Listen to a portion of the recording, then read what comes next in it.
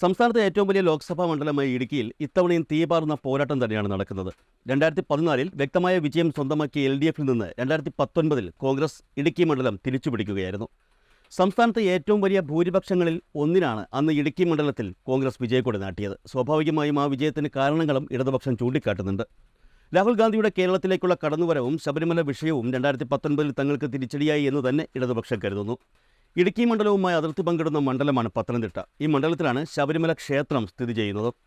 ഇടുക്കി ജില്ലക്കാർക്കും അതിർത്തിക്കപ്പുറം താമസിക്കുന്ന തമിഴ്നാട്ടുകാർക്കും ശബരിമല ക്ഷേത്രത്തോട് വൈകാരികമായ ഒരു അടുപ്പമുണ്ട്.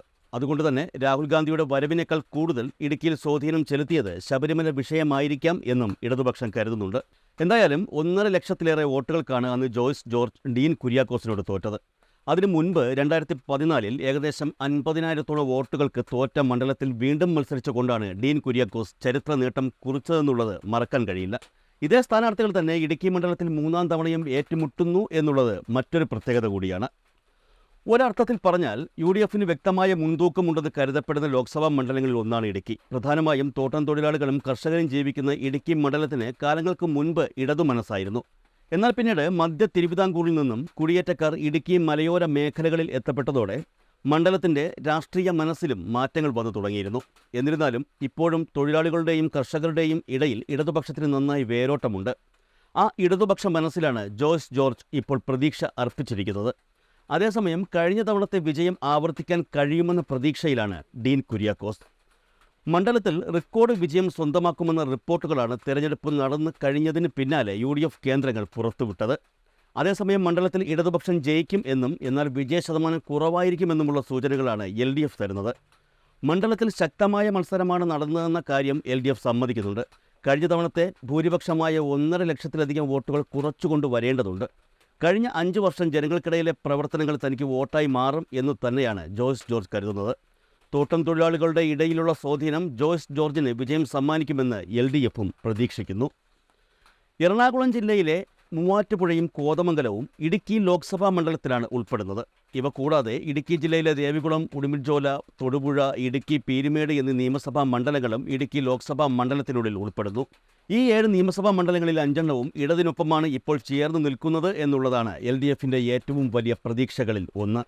കഴിഞ്ഞ തവണ റെക്കോർഡ് ഭൂരിപക്ഷം നേടിയെങ്കിലും ഡീൻ കുര്യാക്കോസിനെ ഇത്തവണ ഭയപ്പെടുത്തുന്നൊരു വസ്തുതയുണ്ട്. അത് ജോയ്സ് ജോർജിൻ്റെ ജനകീയതയാണ്.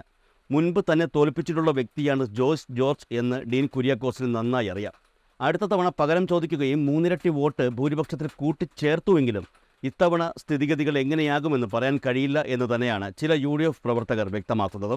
കർഷകരും തൊഴിലാളികളുമായ വോട്ടർമാരെ കേന്ദ്രീകരിച്ചാണ് ഇടുക്കിയിൽ 2 പാർട്ടികളും പ്രചരണം നടത്തിയത്. അതേസമയം തൊഴിലാളികൾക്കിടയിലേക്ക് ഇറങ്ങിച്ചെല്ലുന്നതിൽ മുന്നിൽ ഇടതുപക്ഷം തന്നെയാണ്.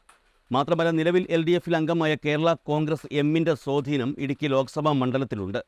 ഈ സ്വാധീനവും ഇടതുപക്ഷത്തിന് അനുകൂലമാകുമെന്നു തന്നെയാണ് കരുതപ്പെടുന്നത്. അതേസമയം മറ്റാരും പ്രതീക്ഷിക്കാത്തൊരു പിന്തുണ കൂടി ഇടതുപക്ഷത്തിന് തിരഞ്ഞെടുപ്പ് സമയത്ത് ലഭിച്ചിരുന്നു എന്നുള്ളതാണ് കൗതുകകരം.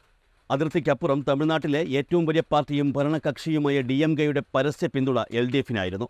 2019 ലോക്സഭാ തെരഞ്ഞെടുപ്പിൽ ഇടതുപക്ഷത്തിന് DMK പിന്തുണ ഉണ്ടായിരുന്നില്ല. അന്ന് ലഭിക്കാത്ത ആ പിന്തുണയിൽ വലിയ പ്രതീക്ഷയാണ് അവർ ഇന്ന് വയ്ക്കുന്നത്. നിരുപാധിക പിന്തുണയാണ് DMK LDFിന് നൽകിയിരിക്കുന്നത് എന്നാണ് വിവരങ്ങൾ. മത്സരിക്കുന്ന ഇരു പാർട്ടികളും ഇന്ത്യ സഖ്യത്തിൽ ഉൾപ്പെട്ടിട്ടുണ്ടെന്നും എന്നാൽ തങ്ങളുടെ നിലപാടുകൾക്ക് അനുസൃതമായ പിന്തുണ ഇടതുപക്ഷത്തിന് നൽകുകയാണ് ചെയ്യുന്നത് എന്നുമാണ് DMKയുടെ വാദം. ഏകദേശം 1.5 ലക്ഷത്തോളം വോട്ടുകൾ ഇടുക്കി ലോക്സഭാ മണ്ഡലത്തിൽ തങ്ങൾക്കുണ്ടെന്നും DMK അവകാശപ്പെടുന്നുണ്ട്. നിലവിൽ കോൺഗ്രസ് നേതൃത്വത്തിനെ ഭയപ്പെടുത്തുന്നതും DMKയുടെ ഈ പിന്തുണ തന്നെയാണ്. അതേസമയം കഴിഞ്ഞ വർഷം നേടിയ 1,70,000-ലധികം വോട്ടുകളിലാണ് കോൺഗ്രസ് ഇപ്പോഴും പ്രതീക്ഷ വച്ചിരിക്കുന്നത്. എത്രയൊക്കെ കുറവ് വന്നാലും ഒരു പരിധിക്കപ്പുറം കുറവ് വരില്ലെന്ന് തന്നെയാണ് കോൺഗ്രസ് നേതൃത്വം കരുതുന്നത്. എന്നാൽ ജോയ്സ് ജോർജിൻ്റെ ജനകീയത കോൺഗ്രസിന് മുന്നിൽ ഒരു പ്രശ്നമായി ഉറച്ചു നിൽക്കുകയും ചെയ്യുന്നുണ്ട്. ചുരുക്കി പറഞ്ഞാൽ ഇടതുപക്ഷത്തിന് മണ്ഡലത്തിൽ നേരിയ പ്രതീക്ഷ മാത്രമേ ഉള്ളൂ എന്നത് സത്യമാണ്. എന്നാൽ ഇടുക്കി മണ്ഡലത്തിൻ്റെ സ്ഥായിയല്ലാത്ത സ്വഭാവമനുസരിച്ച് ഓരോ തിരഞ്ഞെടുപ്പുകളിലും പ്രതീക്ഷയ്ക്ക് വിരുദ്ധമായി എന്തും സംഭവിക്കാം എന്നുള്ളതാണ് യാഥാർത്ഥ്യം. അതുതന്നെയാണ് മുൻകാല ചരിത്രവും. ആ ചരിത്ര സ്മരണ തന്നെയാണ് ഇടതുപക്ഷത്തിൻ്റെ പ്രതീക്ഷയും കോൺഗ്രസിൻ്റെ പേടിയും.